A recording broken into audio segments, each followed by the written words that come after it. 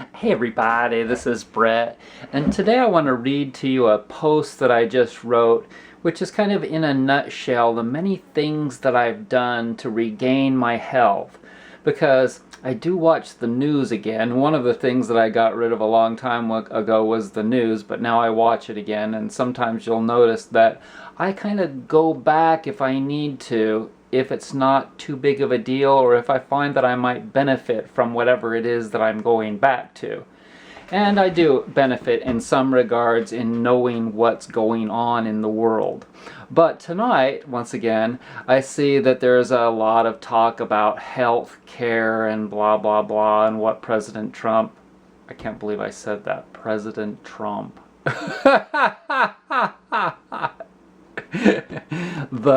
the Donald, what the Donald is doing in regards to all of that. But it's for me, it's all just like it's not even in the same book. What most people are thinking in regards to health care and what they do and who they see, you better see somebody about that. I mean, I just don't play any of those games. I do my own thing, and I gradually heal my body, mind, and soul until I die, and that's the end of that. And I work and I educate myself, and I listen to my body and all of that. And other people, they don't talk about any of those things, and I'm just like, well, you're not on the same planet as I am. So let me show you what I have done here, and maybe some of you may benefit. Okay, so I've had horrible health issues my whole life, but never any health insurance. How could I still be alive and not have any health insurance or gone to any doctors? I've conquered many of my troubles using hard work and common yet uncommon sense. Number one, I got rid of processed foods and chemicals. I did that a long time ago, y'all. Completely, I pretty much just got rid of that. I learned about reading labels. I read every label unless I already know what's in it. I always look at what the ingredients lists are. And this is one of the basic things that you'll learn in any kind of a health book. Anything. You'll learn that. And then you stick with that. And you don't break that rule. Okay? Otherwise, you will suffer. And you don't want to suffer, do you? Number two, I got rid of wheat and dairy because I was told that I was allergic to them, but I didn't really believe it. But every time I would consume either of those foods, I would get indigestion. It was horrible. And so basically, I just agreed. I've got to get rid of wheat and dairy. I was so against it that I went and bought my own goat, okay? It still didn't work. Raw, range-free, pure range-free goat's milk that I milked with my own hands. Yes, I know how to milk a goat. It didn't work, so I had to get rid of it. 3. I went vegan for 4 years, and these aren't necessarily they're not in the right order, but it's okay. I went vegan for 4 years, then came back to eating meat, and now eating much less again. This year I've eaten a lot less meat, a lot more vegan. 4. I did a lot of emotional healing, including going to Al-Anon meetings for 4 years, friends and family of alcoholics meetings. And I did not realize how much pent-up emotion I had about my father and how badly that was causing health problems for me. I had no idea until I started doing breath work. American Indian breath work on the floor, taking in massive amounts of oxygen to open up my fourth chakra, my heart and lungs chakra, to be able to just release. Oh my God. I would cry and cry and cry and cry. I learned how to cry. And oh my God, I love my father. Oh my God, I love my father. And then I hated him. And I just had to go through all of this stuff. And I had to come to terms with, the pros and cons of going to 12-step meetings too. And I had to learn, okay, these are all just freaking people too. And some of them suck. Some of them are assholes. And some of them are awesome, And it's kind of the same way with people around the world. You should know this, that I think that some Mexicans are really awesome. And I think that some Mexicans are just total lowlifes. I think that some of these people in the country that live around me are total trailer trash. And I think that some of them are really cool. And it goes on and on and on. Some people living here, some black people, some white people, some whatever, are awesome, and some just really suck. I can tell you that a whole lot of people, most people, don't come close, not even anywhere close to being like, I would consider them to be a good friend, or could be a good friend with me, because I don't have a lot in common with most people, because they're all just doing their same blah bullshit things, and none of these things. They don't do any of these fucking things. And so we just couldn't have a relationship. But number 5, I got rid of my biological family. See, I got rid of my biological family. Seriously. Because they were poisoning me just like many other things were doing. They're just the typical yada yadas. My brother likes to ride dirt bikes and drink beer and blah. Just the typical bone brain. He has a lot of guns. He likes guns and beer, okay? 6. I found new holistically healthy occupations that fed my soul. I started doing things to benefit people in better and more satisfying ways. Okay, so it was fine that I detailed cars in San Diego for a while and that I fixed chips in people's windshields, but I mean, how long can you do that over and over? Like, wow, there's another Mercedes. Oh, you've got a Rolls Royce. Isn't that cool? And you learn that, well, maybe they're not such cool people. Maybe they're just rich, so financially. So, number 7, I learned many things about environmental illness, and changed my lifestyle and choices in these regards. So I was constantly looking for places that didn't have carpet.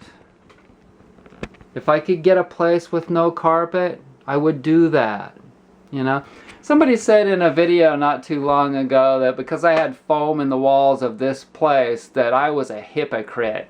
Well, why don't you just go build your own place then? Why didn't you move into a straw bale place?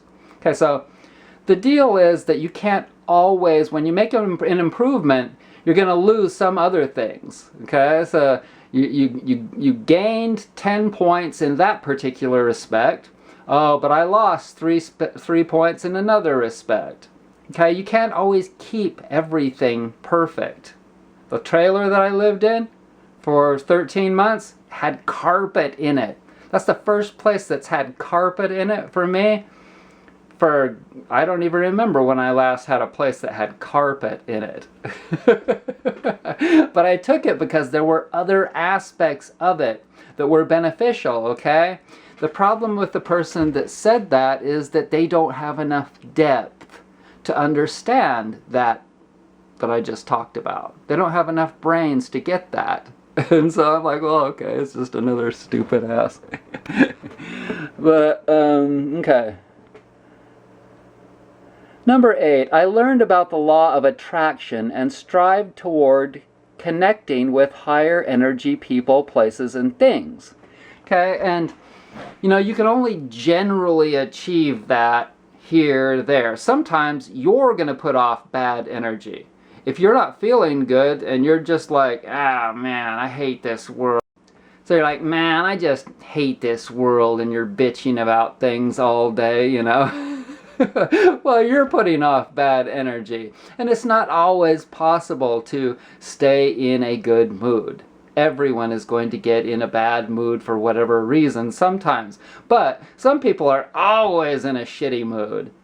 Or they're always in denial. I mean, some people, they try and stay in a good mood so that they can be, or they try and stay in denial so that they can be in a good mood all the time. They just ignore the facts, the truths, you know? That's where you've got to have a good sense of humor, because the only way that you can be realistic about things and truthful and honest is if you also laugh about them. Like, for instance, the people that still like Donald Trump, they should just be honest about it and say something to the degree of like, well, yeah, I think that he's really great as far as being a business person, and he's doing some good things in regards to the economy, although the deficit went way up again. It's almost $1 billion freaking dollars now. But I will admit that he's a total freaking asshole. Why don't they just admit Donald Trump is a total freaking asshole, but I support him because the economy is better? They should just admit it instead of being in denial. Be truthful about shit. So, okay, focus. Focus. Focus. Focus. Okay, so number 9. I moved away from the city to get cleaner air and water, peace, quiet, and room to breathe. And, you know, for a long time, I knew that was going to be heavy. For a lot of different reasons. It's really hard to find decent community, progressive people in the country, because you know what, you don't got that in the country. You just got a bunch of us shit-kicking yeehaw people out here. Okay, so I finally found a place that has somewhat progressive people. It's kind of a lot of polarity. You've got a whole lot of hard left people and a whole lot of hard right. And they kind of like put up with each other. And then here I am sitting in the middle, living my life logically instead of idiocy. And, and so I just kind of flow in the middle of the stream between them. Okay? So number 10, I work toward the center, a place of non-duality, non-mortality, nothingness. And the more we get into winter, the more I will be working on that, because the winter is the time to be indoors. It's the time of quietness, coldness outside, deadness, and connecting with creation. Okay? And so, yeah. Mooji has helped me a lot. Mooji on YouTube has helped me a lot to get out of my mortal being, out of my mind, and out of my body. Okay, there were a couple more that I forgot to mention. Number 11 would be that I had 11 mercury amalgam fillings in my mouth removed over years it took.